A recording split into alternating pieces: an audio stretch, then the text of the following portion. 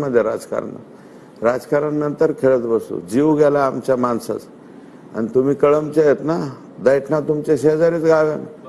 कुत्र्यासारखा फेकून दिला त्याला. अरे माणूस होता ना तो कुत्र्यासारखा. राजकारण का राजकारण खेळत बसायला 365 दिवस आहेत, 5 वर्ष ते बघूच आमचं आम्ही. पंडित तर काय आमच्या बरोबर नाहीत, पंडित त्यांच्या बरोबर आहेत सध्या अजूनही. आणि ते मुंदडा बिचारे 3 लहान आहेत, छोटे घटकाची माणसं आहेत, ते बोलणार नाहीत. आम्ही बोलणार ना, आम्ही कोणाच्या बापाला बाणार.